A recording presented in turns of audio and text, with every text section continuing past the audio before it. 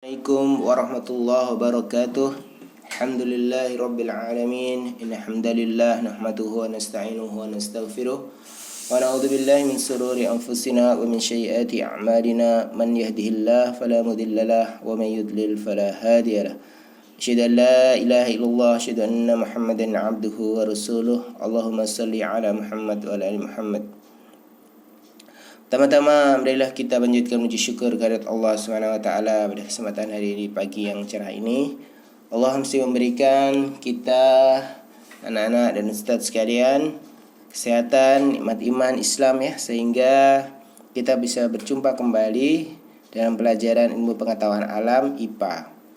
Pada hari ini insyaallah kita akan membahas suhu dan perubahannya. Salawat serta salam semoga selalu tercurahkan pada junjungan kita Rasulullah SAW, keluarga dan pengikutnya sampai akhir zaman. Anak-anak, pelajaran kali ini kita akan memahami suhu dan perubahannya ya. Tolong didengarkan atau tolong dilihat YouTube ini karena akan ada penjelasan mendetail mengenai contoh perubahan temperatur, ya, perubahan cara menghitung dari beberapa tipe derajat ke derajat yang lain. Ya, ada dalam penjelasan ini. Kalau tidak, anak-anak akan kesulitan nanti menjawab soalnya. Baik. Ya. Apa konsep suhu tidak sama ya dengan panas? Suhu kita berapa? Panas kita berapa? Jadi beda. Suhu panas adalah salah satu bentuk energi yang mengalir. Jadi panas adalah bentuk energi yang mengalir. Ya. Di sini kalor ya. Kalau dalam bahasa Inggrisnya ada kalor. Sedangkan suhu atau temperatur adalah derajat dari panas itu sendiri. Ya. Jadi panas ini sebenarnya akan selalu ada. Kalau panasnya banyak, nah, jadi suhunya tinggi. Panasnya sedikit, disebut atau dingin, suhunya rendah. Suhu rendah adalah tingkat energi panas yang rendah.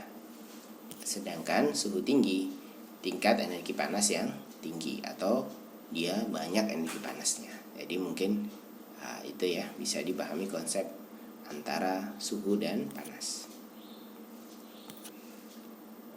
Nah, apa alat untuk mengetahui suhu suatu benda atau tingkat dari panas suatu benda? Nah, alatnya yang disebut termometer. Kata termo, ya kan? Termo adalah artinya panas, termos, ya kan? Sedangkan meter artinya mengukur. Termometer alat untuk mengukur suhu atau mengukur panas. Prinsip kerjanya seperti apa? Jadi sifat termometer zat adalah volume zat akan berubah apabila dipanaskan atau didinginkan. Energi panas menyebabkan molekul zat cair bergerak menjauh. Jarak molekul renggang, jadi volume bertambah, massa tetap. Ya, seperti ini bentuk yang sebelah kiri gambar termometer yang panjang itu adalah termometer yang menggunakan air raksa ya. Nah, tapi sekarang sudah tersedia juga termometer digital ya, lebih mudah. Air raksa yang biasa mengisi termometer. Air raksa ini tidak membesi dinding pipa kapiler, mudah dilihat karena mengkilat. Cepat mengambil panas dari suatu benda yang sedang diukur. Jangkauan suhu cukup lebar, titik bekunya minus 40, titik didihnya 36 derajat Celcius. Volume air raksa berubah secara teratur. Ada juga yang menggunakan alkohol, keuntungannya harganya murah, lebih teliti untuk kenaikan suhu yang kecil. Alkohol mengalami perubahan volume yang cukup besar dan dapat mengukur suhu yang sangat rendah sebab titik bekunya alkohol minus 130. Kerugian membasahi dinding kaca, titik didihnya rendah 78 Celcius. Alkohol tidak berwarna, perlu pewarna agar dapat dilihat. Ada ya beberapa alat untuk mengisi. Jadi ini ada mercury thermometer, ada alkohol termometer. Mengapa bukan air saja yang kita gunakan untuk mengisi termometer ya, anak-anak sekalian? Karena air memiliki sifat anomali ya. Ada sifat anomali dari air, yaitu sifat yang aneh. Sebagian besar zat akan memuai jika dipanaskan. Tetapi air pada suhu 0 sampai 4 derajat Celcius, air justru mengalami penyusutan. Nah, lucu ya. Air pada suhu 0 sampai 4 derajat justru mengalami penyusutan. Jadi bentuknya seperti ini, sifat anomali air. Jadi pertama pada suhu 0 dia tinggi, kemudian kalau kita naikkan harusnya kan dia makin besar ya volume, tapi enggak, makin kecil, terus kemudian membesar lagi. Jadi salah satu akibat anomali air, akibat yang ditunjukkan kebesaran Tuhan ya, kebesaran Allah SWT. Pada musim dingin, sungai atau laut hanya membeku pada permukaannya, sedangkan bagian dalam tidak beku, sehingga ikan dan berbagai biota tetap bertahan hidup. Nah, ini adalah sifat daripada anomali air ya. Alhamdulillah Allah menciptakan air ini dengan sifat yang sangat unik, sehingga makhluk hidup yang lain bisa hidup.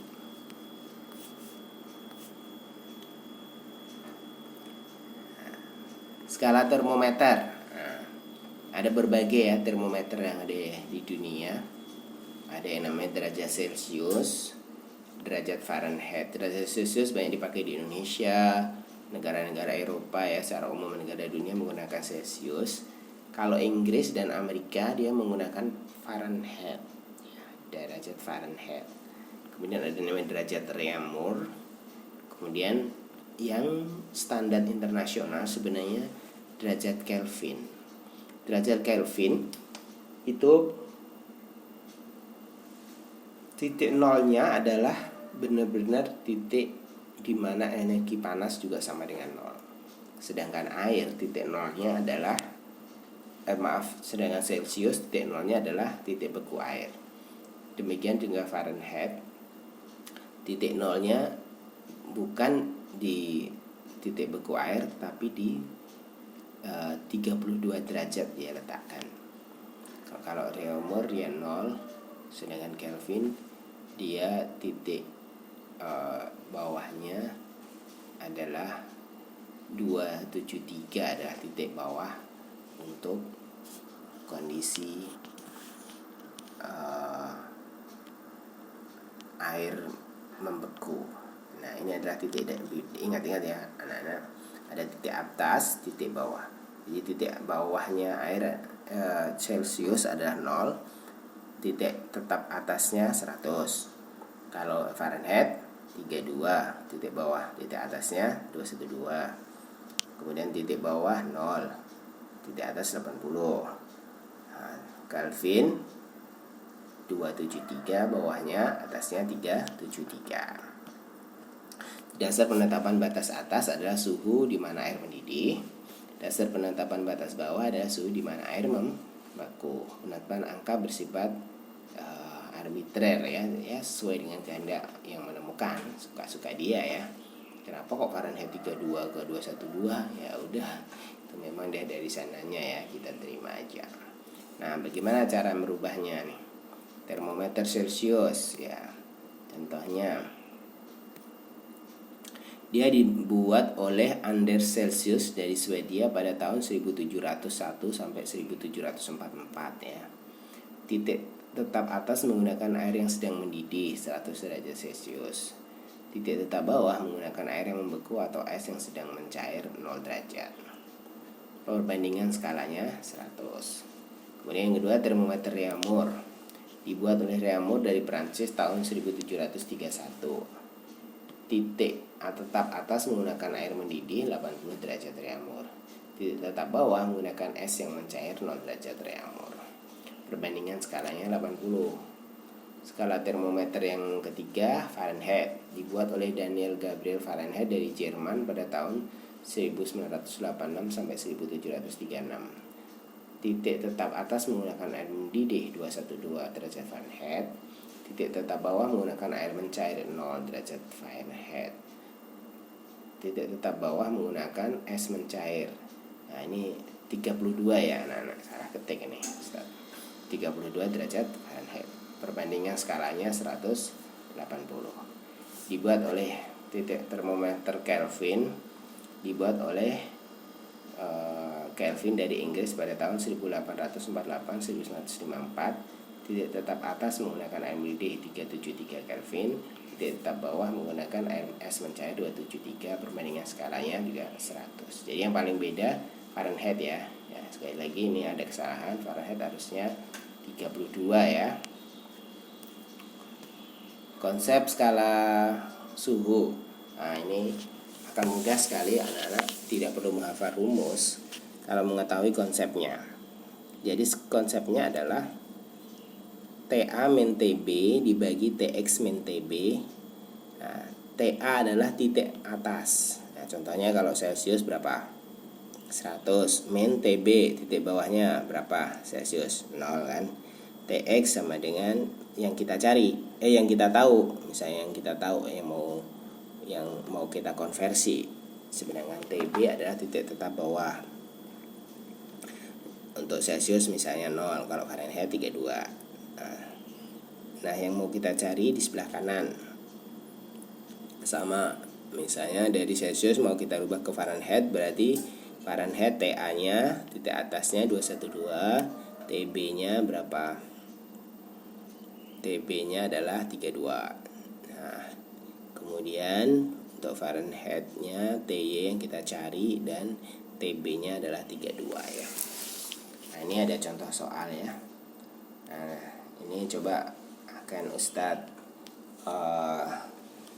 uraikan ya. Contoh soal pertama, 122 derajat Fahrenheit berapa derajat Celsius? Nah, caranya seperti tadi. TA min TB dibagi TX min TB sama dengan TA min TB dibagi TY min TB.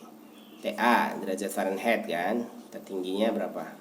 212 dikurangi TB 32. TX jadi yang kita cari dikurangi 32 sama dengan 100 dikurangi 0 dibagi TY dikurangi 0, karena derajat Celsius kan ya tadi. Derajat Celsius adalah 100 tertingginya, terendahnya 0. Nah, tinggal kita uraikan. 212 dikurangi 32 180. Nah, TX yang kita cari 122 dikurangi 32 sama dengan 100 dikurangi berapa? Batas bawahnya 0 dikurangi 0, 0. TY sama dengan 0 juga. Jadi 180 dibagi 122 dikurangi 32 90 sama dengan 100 dibagi TY. Berarti TY sama dengan pindah ke kiri, TY dari bawah naik ke atas.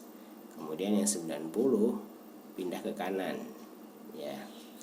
Pindah ke kanan jadi naik ke atas. 90 kali 100, 900 dibagi 180 adalah 50. Nah, paham ya anak-anak? Nah, contoh lain supaya lebih paham nih. Perubahan soal nomor 3 ya ini anak-anak.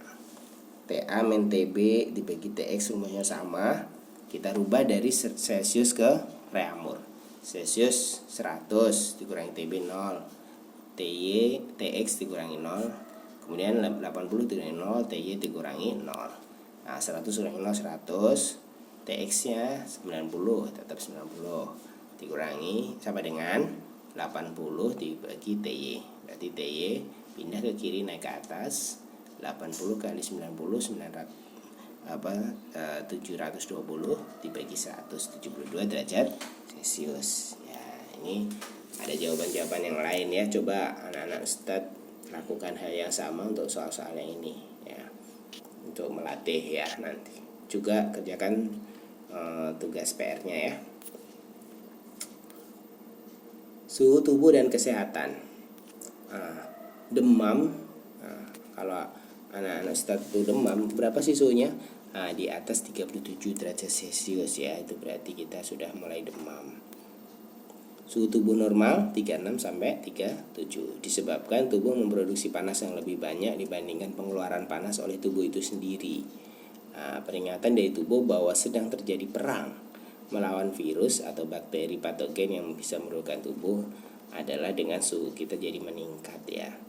Nah, Apa yang harus dilakukan ketika kita demam? Ke dokter. Kita harus pergi ke dokternya ini. Ya. Demam akan mengeluarkan lebih banyak cairan tubuh sehingga tubuh menjadi rawan dehidrasi. Banyak-banyaklah minum air ya, dan mengkonsumsi buah untuk mengimbangi cairan tubuh yang dikeluarkan. Jadi kalau kita demam, banyak minum air dan mengkonsumsi buah. Nah, bagaimana mengetahui ini? Adalah dengan menggunakan termometer tadi ya. Biasanya suhu paling rendahnya temperatur termometer untuk tubuh manusia itu adalah 35 ya. Hindari memakai selimut yang tebal sebab hal tersebut justru menghambat proses pelepasan panas.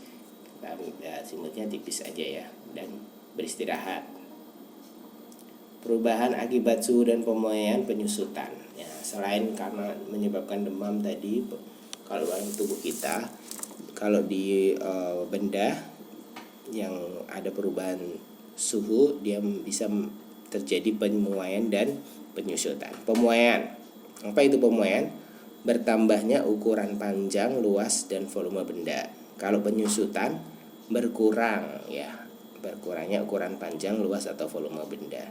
Jadi L sama dengan L0 atau panjang awal ditambah L0 kali A koefisien muai benda dikali delta T perubahan suhu. Nah, ini dalam satuan Celcius atau Kelvin ya. Bertambahnya panjang pada suatu benda padat diakibatkan getaran partikel zat padat sehingga jaraknya semakin jauh, bukan karena ukuran partikel yang membesar ya, tapi jarak antar partikelnya yang membesar. Konsep pemuaian di kehidupan.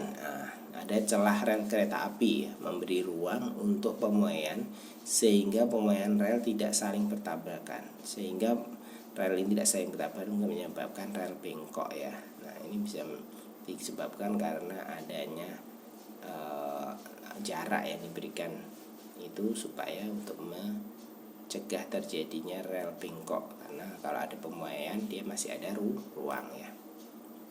Mungkin itu aja anak-anak. Alhamdulillah kita sudah menyelesaikan pelajaran kita untuk hari ini ya. Jangan lupa dikerjakan PR-nya.